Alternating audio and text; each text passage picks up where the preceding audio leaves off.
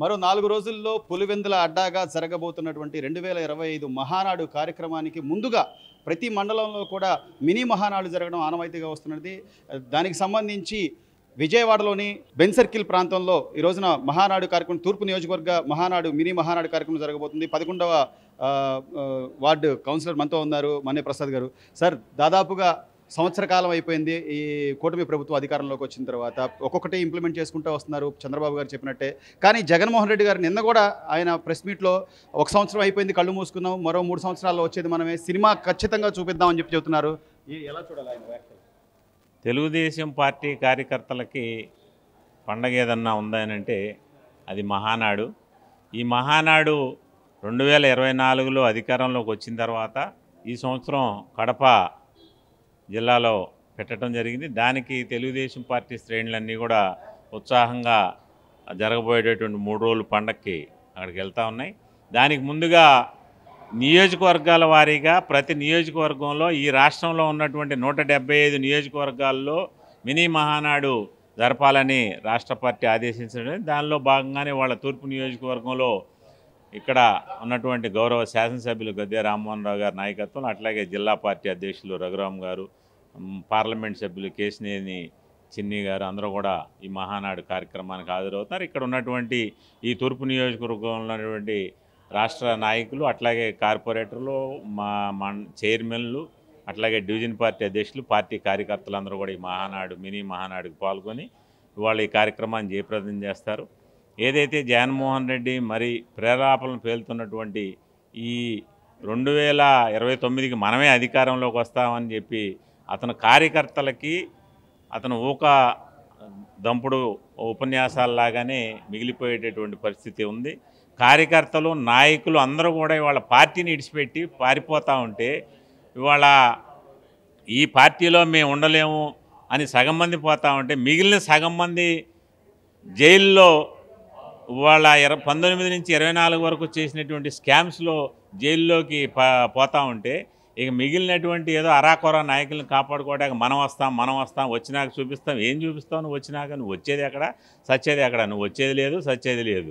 Already నిన్ను ప్రజలు 24లో తీసి బొందబెట్టి మళ్ళీ నువ్వు పైకి రాకుండా కూడా లేనటువంటి పరిస్థితుల్లో నీకు తీర్పు ఇవ్వడం జరిగింది 24లో. నువ్వు అసలు 29లో నీకు ఆ 11 కూడా రావు. నువ్వు 2029లో ఆ 11 కూడా కోల్పోయి ఈ రాష్ట్రంలో ఒకే ఒక సీటుతో కూడా గెలుస్తావు లేనటువంటి పరిస్థితుల్లో నువ్వు వాళ్ళ ప్రజలు అందరూ కూడా తెలుగుదేశం కూటమి బలపరుస్తూ ఉన్నారు. ఈ సంవత్సర కాలంలో చంద్రబాబు నాయుడు గారు ఈ రాష్ట్రాన్ని దిశ ఈ రాష్ట్రంలో ఉన్నటువంటి ప్రజలందరికీ, పేద బడుగు బలహీన వర్గాల ప్రజలందరికీ కూడా సంక్షేమ పథకాలు అందిస్తూనే ఈ రాష్ట్రానికి కావాల్సినటువంటి అమరావతి కానివ్వండి, ఈ రాష్ట్రానికి కావాల్సినటువంటి పోలవరం కానివ్వండి, ఈ రాష్ట్రానికి కావాల్సినటువంటి పరిశ్రమలు కానివ్వండి, ఈ రాష్ట్రంలో నిరుపేద యువతకు కావాల్సినటువంటి ఇండస్ట్రీస్ కానివ్వండి తీసుకురావడంలో కేంద్ర ప్రభుత్వంతో మాట్లాడి వేలాది కోట్ల రూపాయలు వాళ్ళ రాష్ట్ర ప్రభుత్వానికి వరదల రూపంలో కోట్ల రూపాయలు వాళ్ళు వస్తూ ఉన్నాయి. వచ్చినటువంటి పెట్టుబడులు కానివ్వండి ఇవన్నీ కూడా ఈ రాష్ట్రాన్ని ఈ 4-5 సంవత్సరాలు, ఇంకా ఇప్పుడు సంవత్సరం అయింది, ఇంకా 4 సంవత్సరాల కాలంలో ఆయన బ్రహ్మాండమైనటువంటి ఇచ్చినటువంటి ప్రజా తీర్పుకు అనుగుణంగానే ఆయన కూడా పరిపాలన చేసి ఏదైతే కూటమి ప్రభుత్వం సంక్షేమ కార్యక్రమాలు అమలు చేస్తామో అరాకొర మిగిలినటువంటి సంక్షేమ కార్యక్రమాలను కూడా అమ్మక వందనం వచ్చే నెలలో ఇవ్వబోతా ఉన్నారు. అట్లాగే మహిళలకు ఉచిత బస్సు ఆగస్టు 15 నుంచి ఇవ్వబోతా ఉన్నారు. మరి ఇప్పుడు ఇచ్చినటువంటి పెన్షన్లు కానివ్వండి, రేషన్ కార్డులు కానివ్వండి, అట్లాగే రకరకాల స్కీమ్స్, గ్యాస్ బండ్లు కానివ్వండి ఇవన్నీ కూడా ప్రజలకు అందుతూ ఉన్నాయి. ఈ 5 సంవత్సరాలలో ఏది కావాలన్నప్పుడు కూడా సంక్షేమ పథకాలన్నీ కూడా సంపదను సృష్టించి వచ్చేటటువంటి సంపద ద్వారా ఈ రాష్ట్రంలో ఉన్నటువంటి ప్రజలందరూ కూడా అందించే విధంగా చంద్రబాబు నాయుడు గారు, అట్లాగే ఈ కూటమిలో ఉన్నటువంటి ఉప ముఖ్యమంత్రి పవన్ కళ్యాణ్ గారు, బీజేపీ నాయకులు వారి సహకారంతో అన్నీ కూడా చేస్తూ ఉన్నారు.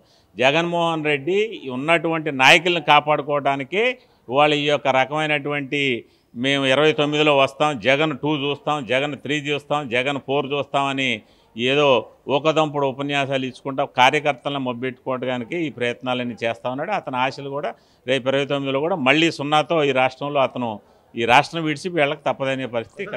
చివరిగా అంటే గత సంవత్సరంన్నర క్రితం ఎగ్జాక్ట్లీ అదే కుప్పం నియోజకవర్గంలో జగన్మోహన్ రెడ్డి గారు సభ పెట్టి అసలు ఇక్కడ పసుపు జెండా అనేది లేకుండా చేస్తాం, చంద్రబాబు నాయుడిని గెలవనీయకుండా చేస్తామని చెప్పి సవాల్ చేశాడు. సంవత్సరంన్నర తిరగకుండానే మీరు కూటమి ప్రభుత్వంలో ఘన విజయం సాధించి ఈ రోజున కడప అడ్డాలో పసుపు జెండాలు నిలబెట్టబోతున్నారు. 3 రోజుల పాటు అంగరంగ వైభవం జరుగుతుంది. దీని మీద మీ కామెంట్?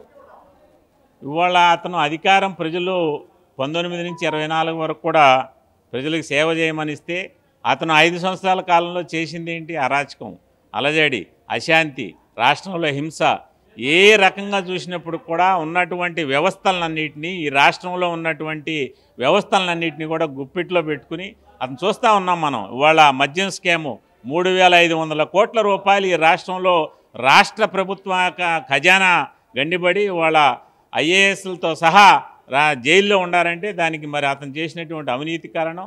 అతను 24 వరకు కూడా మనమే వస్తున్నాం, మనమే మళ్ళీ వైనాట్ 175 అని ఆ రోజున ఏదైతే చెప్పాడో ఆ ప్రగల్భాల బలికి వాళ్ళ 11కు వచ్చాడు. అట్లాగే 29లో జగన్ 2 అని, జగన్ 3 అని చెప్పి 11 నుంచి 1కో 2 పడిపోయేటటువంటి పరిస్థితి ఉంది. ఇవాళ చూస్తూ ఉన్నాం 3,500 కోట్లు మరి మద్యం స్కామ్లో డబ్బులు ఆఫీసర్లు అందరూ, ఐఏఎస్లు అందరూ కూడా కింద ఉన్నటువంటి వారి అందరూ కూడా డబ్బులు సంపాదించి బంగారం 100 కోట్ల రూపాయలు, 400-500 కోట్ల రూపాయలు ఒక్కొక్కళ్ళ ఇళ్లలో బంగారాలు, బిస్కెట్లు, కడ్డీల రూపాయలు కొనిపెట్టుకున్నారంటే ఇది ప్రజలందరికీ తెలుసు. అందుకని అతన్ని అవినీతివంతమైనటువంటి పరిపాలనని అతను అందిస్తున్నాడనే ఉద్దేశంతో అతనికి 11 సీట్లు ఇచ్చారు. రాబోయేటువంటి రోజులు ఇంకా గుణపాఠం చెప్పడానికి సిద్ధంగా ఉన్నారు. అతను ఏదైతే చంద్రబాబు నాయుడు గారు ఒక్కొక్కటి నిదానంగా చేసుకుంటూ వస్తున్నారో సంక్షేమ పథకాలకు సంబంధించి డే టు టైంతో సహా చెప్పేశారు. రేపు జూన్ 12 నుంచి తల్లికి వందనం కానివ్వండి, అలాగే ఉచిత బస్సు ఆగస్టు 15 నుంచి కానివ్వండి, అన్నదాత సుఖీభవ ఇవన్నీ కూడా ఇస్తా అన్నారు. అయినా కూడా జగన్మోహన్ రెడ్డి గారు పదే సంవత్సరం ఫెయిల్ అయిపోయారు వీళ్ళు, ఇంకా 2 ఏళ్ళు ఆగండి, 3 ఏళ్ళు ఆగండి, సినిమా చూపిస్తారని ఆయన వాదన ఎలా చూడాలి? అవన్నీ మూర్ఖత్వంతో మాట్లాడే మాటలనే చెప్పుకోవాలండి. జనాలు ఎవరు ఆయన్ని విశ్వసించట్లేదు. చంద్రబాబు గారు ఏదైతే చెప్పారో అది చేసి చూపిస్తారు. ఎప్పుడు ఆయన పాలసీనే అది ఫస్ట్ నుంచి కూడా. మనకి ఇప్పుడు కొత్తగా వారు చెప్పేది అని కాదు, కానీ మనకు తెలిసిన విషయం ఏంటంటే ఏదైనా ఒక మాట అన్నారంటే అది సఫలం చేస్తారు చంద్రబాబు గారు. అలాంటి మరి రాష్ట్రాన్ని ఎంత సంక్షోభంలోకి గత 5 ఏళ్ల నుంచి నెట్టివేశారనేది రాష్ట్ర ప్రజానీకం, దేశవ్యాప్తంగా కూడా అందరికీ తెలుసండి. మరి ఇలాంటి పిచ్చి మాటలు ఇవన్నీ కూడా వేస్ట్ అండి. అవన్నీ ఊరినే తాటాకు చప్పుళ్ళు లాంటివే. సో మొత్తం మీద అంటే గాలి జనార్దన్ రెడ్డి గారు ఏదైతే గతంలో మైనింగ్ సంబంధించి ఆయన ఆరోపణలు ఎదుర్కొన్నారో దానిలో 7 ఏళ్ళు జైలు శిక్ష ఖరారైన నేపథ్యంలో 12 ఏళ్లుగా దాదాపు 11-12 ఏళ్లుగా ఆయన మీద ఉన్న సిట్ కేసులు కానీ, జగన్మోహన్ రెడ్డి గారి మీద ఉన్న సిట్ కేసులు కానివ్వండి, లేకపోతే అన్నింటినీ ఆయన బెయిల్ మీదే వస్తున్న నేపథ్యం ఈ రోజున ఆంధ్రప్రదేశ్ రాష్ట్రంలో 2019 నుంచి 24 వరకు జరిగిన మద్యం కుంభకోణానికి సంబంధించి ఇప్పటికైనా న్యాయం జరుగుతుంది అనుకోవచ్చు అంటారా? న్యాయం జరగాలండి. అన్ని వేల కోట్లు కేవలం మనీ ట్రాన్సాక్షన్సే జరిగినాయి అక్కడ. కానీ ఒక కార్డు గీకటం కానీ, ఒక బ్యాంక్ ట్రాన్సాక్షన్ ద్వారా జరిగింది అయితే ఎక్కడ ఏమీ లేదండి. డిజిటల్ పేమెంట్స్ ఏమీ లేవు. మరి అలాంటి డబ్బులన్నీ ఎటు వెళ్ళిపోయినాయి, ఏమైపోయినాయి? రాష్ట్రం మీద ఒక నయా పైసా కూడా ఖర్చు పెట్టకుండా వచ్చినట్టు మరి రకరకాలుగా ఎలా అనుభవించారు, అసలు ఎక్కడ దాచుకున్నారు, ఇవన్నీ అనేది కూడా మరి వెలికి తీయాల్సిందే. ఇది ప్రజాధనం, ప్రజలకే ఖర్చు పెట్టాలి, అంతేగాని ఒకళ్ళే కూర్చుని తింటానంటే కుదరదండి. ఇది గతంలో కూడా చూసాం మేడం, జగన్మోహన్ రెడ్డి గారు తండ్రి గారైన రాజశేఖర రెడ్డి గారి హయాంలో ఐఏఎస్ శ్రీలక్ష్మి గారు జైలు జీవితాన్ని అనుభవించిన పరిస్థితి. ఈ రోజున జగన్మోహన్ రెడ్డి గారి హయాంలో ధనుంజయ రెడ్డి గారు మాజీ ఐఏఎస్ అధికారి, ఆయన ఈరోజు జైల్లో ఉన్న పరిస్థితి. అంటే కనీసం ఇప్పటికైనా ఎవరైతే ప్రజాసేవ చేయడానికి సివిల్స్ అలాంటి పెద్ద పెద్ద పరీక్షలు రాసి వస్తారు, ఒక కలెక్టర్ స్థాయి కానివ్వండి, లేకపోతే ఒక సిఎస్ స్థాయి కానీ, వీళ్ళందరూ కనీసం ఒక పార్టీకి లోబడకుండా ప్రజాసేవ చేయాలి అని ఇప్పటికైనా అనుకోగలుగుతారంటారా వీళ్ళని చూసిన తర్వాత? ఎగ్జాంపుల్ ఒక ఐఏఎస్ కానివ్వండి, ఐపీఎస్ కానివ్వండి, అడ్మినిస్ట్రేషన్ ఏదైతే వాళ్ళు చదువుకున్నారో వాళ్ళు న్యూట్రల్ పర్సన్స్ అండి. మాకు తెలిసినంత వరకు కూడా వాళ్ళకి అసలు ఎలాంటి రాజకీయాలతో కూడా సంబంధం ఉండదు కూడా. వాళ్ళందరూ అడ్మినిస్ట్రేషన్ చూసుకుంటారు. ఒక రాష్ట్రం కానీ ఒక దేశం కానీ బాగోవాలంటే కేవలం వాళ్ళ ఇచ్చిన సలహాల మీద నడుస్తూ ఉంటుంది ఒక మంచి ప్రభుత్వం అనేది. అంతేగాని అలాంటి వాళ్ళు కూడా ఇలాగా డబ్బులు కనుకోండి కానీ ఏదైనా కానీ వారు అమ్ముడు పోయారు అంటే అక్కడ ఎంత దుర్భరమయంగా రాష్ట్రం తయారైపోతుందో మనం మన కళ్ళకే చూసాం. కాబట్టి ఇలాంటి ప్రలోభాలకి ఎవరు కూడా లొంగకూడదు. వాళ్ళు డబ్బులే ఇస్తారో మరి ఆస్తులే ఇస్తారో ఏదైనా ఇచ్చినా కానీ ఇది చాలా దారుణం అండి. ఇట్లా లొంగిపోవడం అనేది చాలా దారుణం. అది వాళ్ళకే ఎదురు కొట్టింది. కాబట్టి ప్రతి ఒక్కరూ తెలుసుకోవాల్సింది ఏంటంటే ఇలాంటి వాటికి లొంగకూడదు అనేది. వారి కాళ్ళ మీద వాళ్ళు నిలబడారు అంత స్వతంత్రంగా. ఒక ఐఏఎస్ అంటే, ఒక కలెక్టర్ అంటే ఎంత హోదాకి వెళ్ళారండి. అందరం వాళ్ళని చూస్తే నిజంగానే చేతులకి నమస్కరిస్తాం. మరి అలాంటి పరిస్థితి నుండి వారు దిగజారిపోయిన పరిస్థితి కనపడతా ఉంది మనం ఎక్కడ చూసినా. అన్ని నియోజకవర్గాల్లో పండగ వాతావరణం కనపడుతుంది. మినీ మహానాడు జరుగుతున్నాయి. రేపు 3 రోజుల పాటు కడప పులివెందుల నియోజకవర్గంలో 3 రోజుల పాటు మహానాడు కార్యక్రమం జరగబోతుంది. దాని మీద మీ కామెంట్? తప్పకుండా ఇది ఒక మంచి పండగ వాతావరణమేనండి కడపకు కూడా. మరి రాష్ట్రం నలుమూల నుంచి కూడా అందరికీ ఎక్కడికి వెళదాం. అది ఎంత చిన్న పట్టణమైనా కానీ అక్కడ పెద్ద సదుపాయాలు కూడా ఇప్పటి వరకు ఏర్పడలేదు. కడప అనేది కేవలం ఒక భయభ్రాంతులు గురి చేసి ప్లేస్ లాగానే ఉంటుంది మాకు కూడా. మరి అలాంటి ప్లేస్ కూడా మరి అక్కడ పెట్టారు అంటే మనం వెళ్ళి అవన్నీ చూసి అక్కడ మంచి పండగ వాతావరణం ఎలా సెలబ్రేట్ చేసుకుంటున్నారు అనేది ప్రపంచంగా కూడా మనం చూపించాలి. అలాంటి వాతావరణంలో కూడా మరి చంద్రబాబు గారు అక్కడ పెట్టారు. ఈ మీటింగ్ సక్సెస్ అయిందనేది కూడా చెప్పడం కోసం మేము అందరం రెడీగా ఉన్నాం. మార్పు ఏమైనా కనిపిస్తుందంటారా? ఎలా ఉంది? చాలా మార్పు ఉందండి. ఏంటంటే ముందు మానవ జీవనంలో చాలా మార్పు వచ్చింది. ఫస్ట్ ఇదివరకు ఏది మాట్లాడాలన్నా ఏ చేయాలన్నా భయపడేవారు. ఆ భయాన్ని నుంచి కొంత బయటకు వచ్చారు. ఒకటి.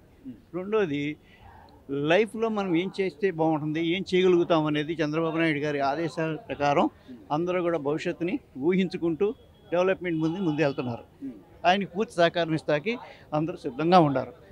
ఈ మినీ మహానాడులో కూడా రేపు మీకు ఆ మార్పు కనపడుతుంది. మీ పెద్దవారు సార్ తెలుసు, గత ఇన్నేళ్ల కాలంలో 2019 నుంచి 25 వరకు కేవలం ఆంధ్రప్రదేశ్ అంటే మాదక ద్రవ్యాలకు అడ్డాగా, అంటే గంజాయికి ఇదిగా తయారైన నేపథ్యం నుంచి ఇప్పుడు లా అండ్ ఆర్డర్ ఎలా ఉందంటారు? గత సంవత్సర కాలంగా చూస్తుంటే లా అండ్ ఆర్డర్ చాలా వరకు మార్పు వచ్చిందండి. అంటే ఏ మార్పు అయినా ఒకసారి రాదు కదండి. ఇందులో పూర్తిగా భ్రష్టు పట్టి ఉంది. భ్రష్టు పట్టి ఉన్నది ఒక దారిలోకి రావాలంటే టైం తీసుకుంటుంది. ఇప్పుడు మన పిల్లల్ని చూసుకుంటున్నాం. మన పిల్లల్ని చూసుకుంటే ఎంతవరకు ఒకసారి మనం చెడినాన్ని తీసుకురావాలంటే ఎంత టైం తీసుకుంటుంది? అదే పరిస్థితిలో మనం ఉన్నాం. మీరేమో మార్పు కనపడుతుంది అంటున్నారు. జగన్మోహన్ రెడ్డి మాత్రం ఏ మాత్రం మార్పు లేదు. సంవత్సరం అయిపోయింది, ఏదో దొంగ హామీలు ఇచ్చారు, 3 ఏళ్ళు ఆగండి సినిమా చూపిద్దాం అంటే ఆయన ఆ మాట అనకపోతే పార్టీలో మరి మిగతా వాళ్ళు కూడా నిలబడే పరిస్థితి ఉండాలి. కాబట్టి ఆయన గాంభీర్యాన్ని చూపిస్తున్నారు. అది మనం కూడా చూస్తూనే ఉంటాం, ఆనందపడుతున్నాం. ఎందుకంటే ఆయన ఇంత బాగా మాట్లాడగలుగుతున్నాడు ఇవాళ కూడా అని. మొత్తం మీద సార్ తప్పులు చెప్పినా కూడా మాట్లాడగలుగుతున్నాడు. అది మొత్తం మీద ఇక ఈ రాష్ట్రం మళ్ళీ గాడిలో పడింది అనుకోవచ్చా? అంటే మొన్న ప్రధానమంత్రి గారు వచ్చి మళ్ళీ శంకుస్థాపనలు చేయడం కానివ్వండి, లేకపోతే ఇంకోవైపు నుంచి పరిశ్రమలు పెట్టుబడుల కోసం యువనాయకుడిగా లోకేష్ గారి ప్రయత్నాలు కానివ్వండి, మొత్తం మీద చూస్తే లోకేష్ ప్రయత్నాలు సక్సెస్ అవుతాయండి. ఆయన సఫలీకృతం చేస్తాడు. రెండోది మార్పు అనేది డెఫినెట్గా ఉందండి. కాకపోతే ఆ మార్పుకి ఒక 2-3 ఏళ్ళు మనం కూడా ఓపిక పడుతూ ఉంటే కనపడుతుంది దాని పరిణామం. Please subscribe to Leo News for more videos.